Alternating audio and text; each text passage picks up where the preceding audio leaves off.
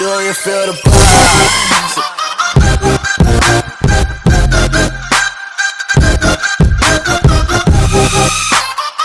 On se retrouve pour une nouvelle vidéo pour cette fois-ci monter un allumage MVT-DD ou MVT Premium sur ma moto. Donc là c'est une Mazai Ultimate.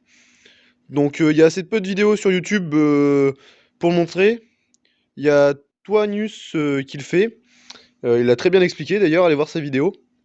Mais je vais vous expliquer plus en détail le branchement sur le faisceau d'origine, toutes les modifications qui ont été apportées, en fait toutes les étapes en fait pour le débridage d'une Mazai Ultimate. Donc déjà c'est une moto très fiable, donc même d'origine. Après j'ai monté un kit 50 top perf parce que j'ai eu des problèmes de réglage carbu et donc j'ai serré mon origine. Donc c'est pas du tout à cause de la marque, c'est carrément à cause de moi. Niveau moteur, on retrouve un 50 top perf. En admission, on a la boîte à clapet d'origine, une pipe 50 top, une pipe top perf avec un carbu de 19 barakit en admis libre. Souvent le problème avec ces cadres c'est que on n'a pas de place pour mettre soit la boîte à air, ou alors faut l'adapter, ce que j'avais pas envie de faire, ou pour mettre une mousse, j'en ai une mais j'ai pas la place pour la mettre. Donc tout simplement admission libre. L'avantage c'est que le carbu est assez en arrière, donc l'eau ne rentre pas dedans. J'ai jamais eu de problème avec ça. Donc là j'ai eu juste un problème au niveau de mon allumage. Donc comme on peut le voir, je l'ai démonté, je l'ai mis là. En fait j'ai dû le démonter parce que j'avais des problèmes au niveau de l'allumage. Alors j'arrive pas à savoir si ça venait tout simplement de l'allumage, donc du rotor avec le capteur, ou de la bobine. Alors pour pas m'embêter, parce que souvent sur les motos chinoises, on va trouver les pièces, mais on va jamais trouver la panne. Donc pour éviter de me faire, comme on dirait, pour être embêté dans 6 mois à devoir rechanger l'allumage, j'ai acheté un allumage MVT-DD et j'ai acheté à part une bobine d'allumage MVT Premium, donc pour profiter de la bride.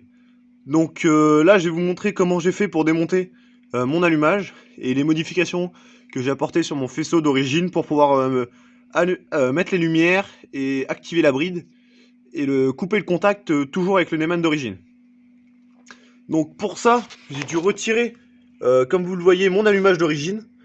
Donc c'est pas du tout simple. J'ai fait sans arrache volant, donc c'est tout à fait possible. C'est juste plus long et plus fastidieux. Donc déjà avec la clé à choc, j'ai démonté le boulon d'origine. Donc c'est avec du 15 il me semble. Donc lui il est venu tout seul, j'ai pas utilisé de bloc piston. Avec la clé à choc ça se fait tout seul.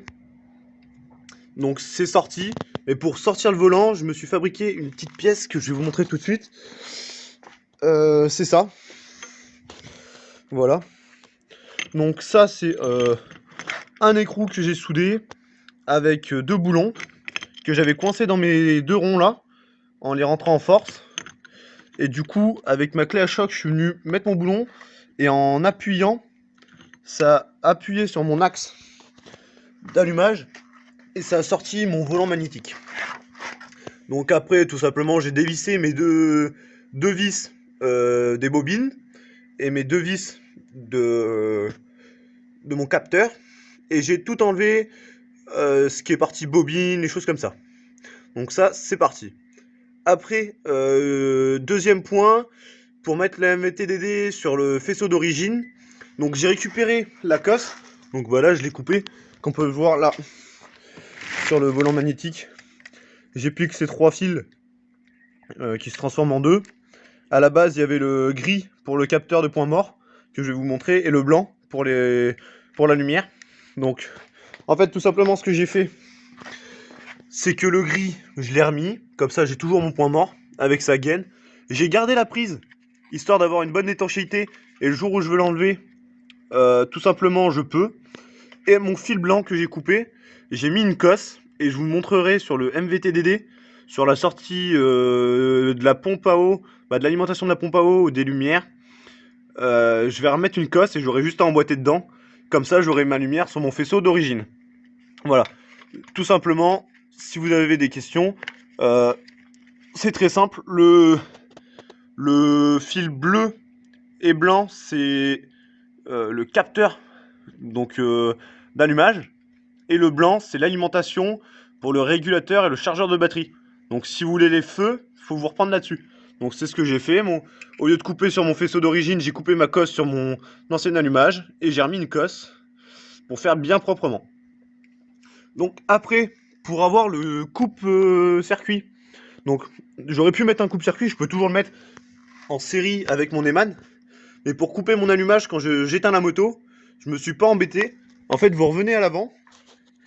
Et là, vous avez normalement une cosse avec 4 fils. Je vous mettrai une photo. Et ces 4 fils, je me suis rendu compte qu'il y en a 2 qui étaient lorsqu'on il n'y avait pas le contact. Donc quand la clé est éteinte, comme ça, que le contact se faisait entre ces 2 fils. Et que quand la clé était tournée, le contact se faisait entre ces 2 fils. Et je me suis rendu compte que même sans ces 2 fils, la moto marchait. Alors, c'est-à-dire que si je retrouve les clés, hop, elles sont là-bas. Tac, bougez pas. Hop. Là, c'est-à-dire que... Bah attendez, je vais vous mettre la batterie. Voy a la playa, había subido la marea.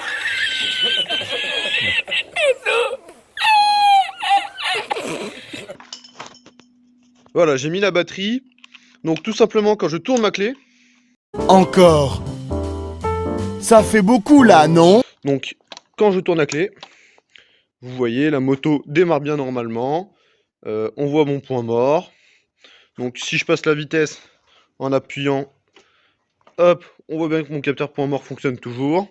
La lumière, elle fonctionne. Voilà.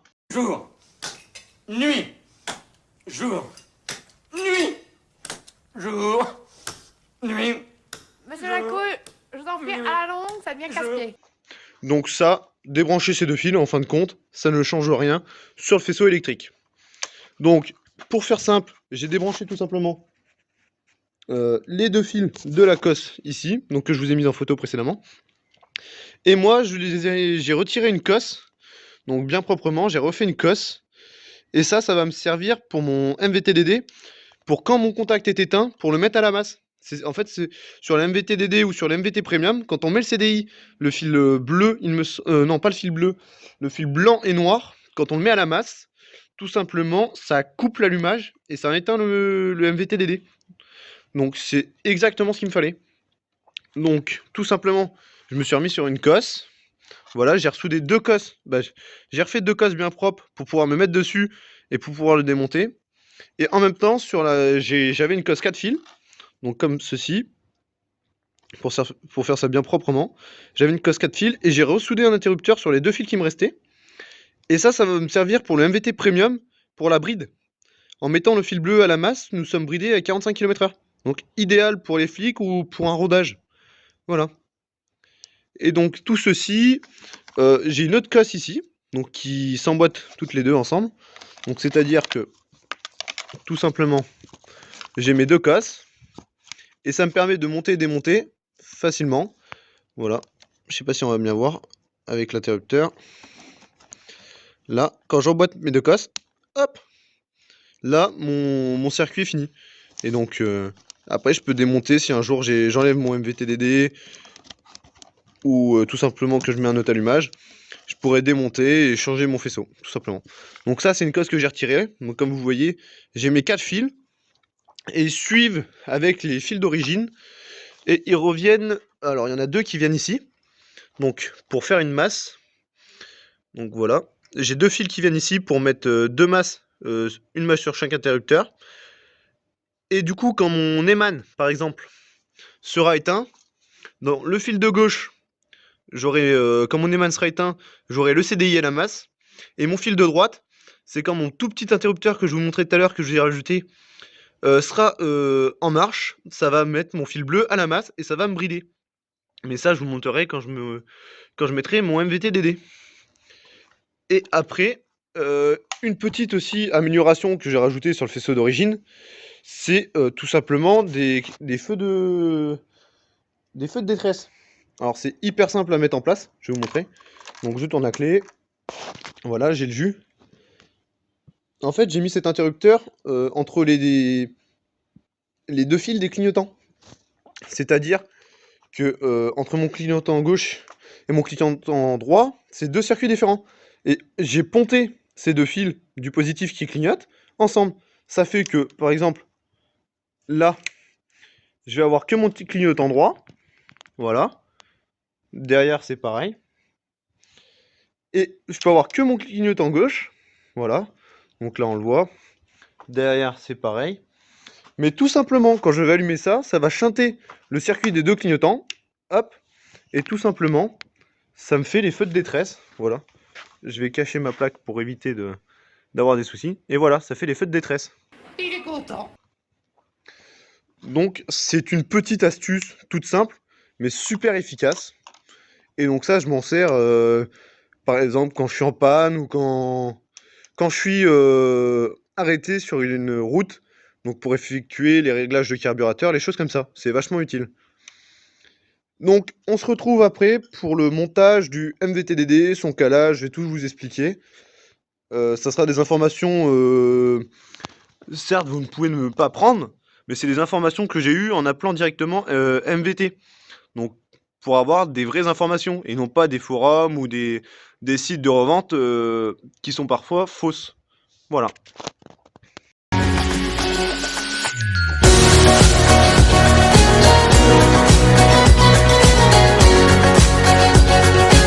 Do you feel the